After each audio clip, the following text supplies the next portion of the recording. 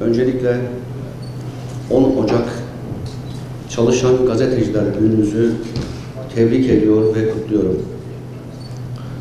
6 Şubat büyük felaketinden sonra özellikle zorlu koşullarda halkımızın yanında yer alarak ve doğru bilgilerle hemşehrilerimizi bilgilendirerek büyük bir sorumluluk ve görev anlayışıyla bugünlere geldiniz.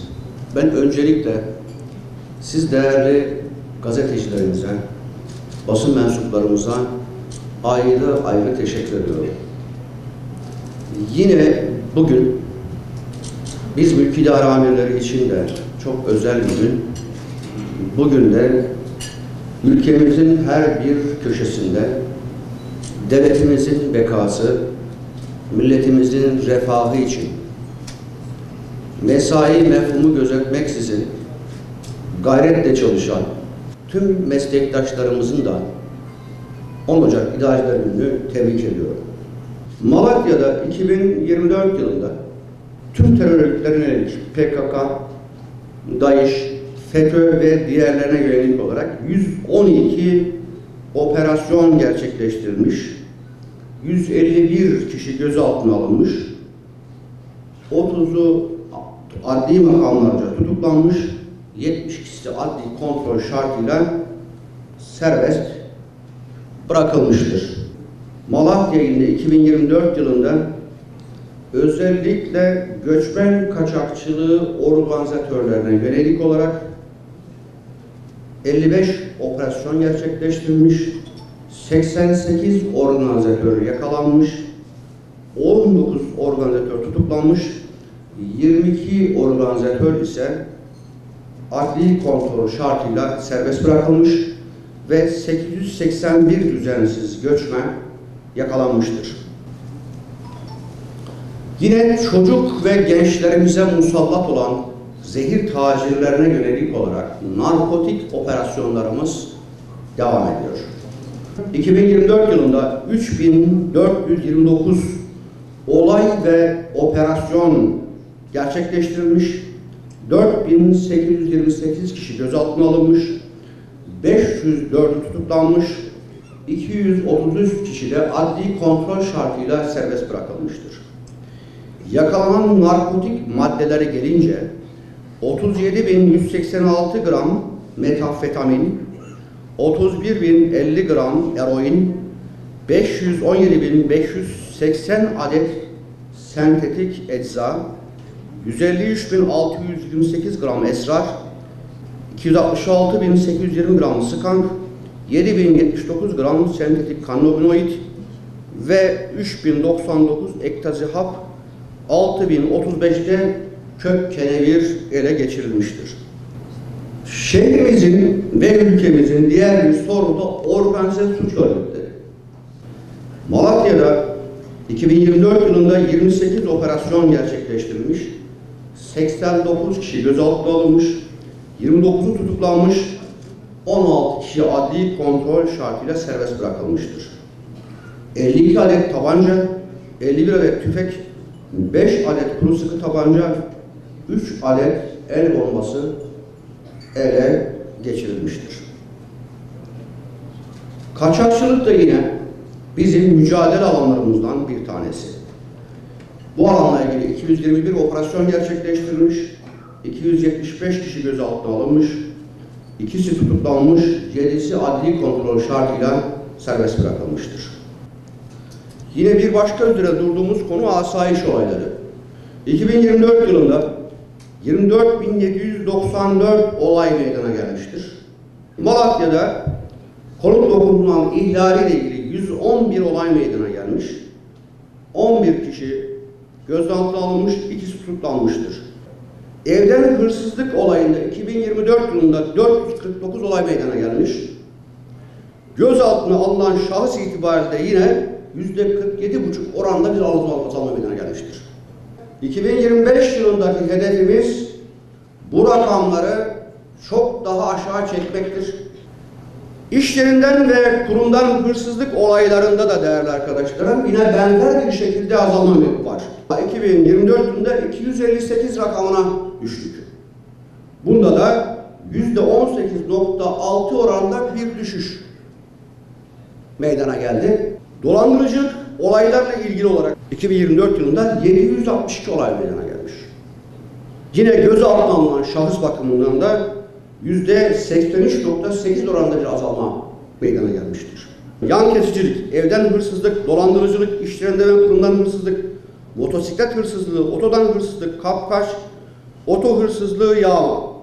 Değerli arkadaşlarım, burada da gördüğünüz gibi her bir kalemde önemli bir başarı elde edilmiştir. Bir diğer üzerinde durduğumuz şahıs, aranan şahıslar. Kesinleşmiş hapis cezası, ifade, para cezası ve tazik hapsiyle aranan şahısların toplumun içinde gezmeye devam etmeleri kabul edilemez. Bu kapsamda da 2024 yılı içerisinde 8160 kişi, aranan kişi emniyet ve jandarma birimlerimiz tarafından yakalanarak adli makamlara teslim edilmiştir. Yine siber suçlarla ilgili çalışmalarımıza devam ediyoruz. Özellikle terör iltisaklı ve kişilerin hak ve hürriyetlerine dokunan, şeref ve haysiyetlerine ilişkin çalışmalar yapanlarla ilgili de çalışmamız devam ediyor. Diğer bütün göstergelerimiz başarımızı ortaya koyarken trafikte istediğimiz başarıyı 2024 yılında elde edebildiğimizi söyleyemem. Neden? Can kayıpları var. Ölümlü ve yaralanmalı kazalar var. Ölümlü ve yaralanmalı kazaları mutlaka azaltmalı, can kayıplarının önüne geçmeliyiz. Zaman zaman şikayetler size de geliyor. Ama buradan herkese söylüyorum. Ölümlü ve yaralanmalı kazalar makul seviyeye gelinceye kadar etkin denetime devam edeceğiz. Her kim ne derse desin, nasıl eleştirirse eleştirsin,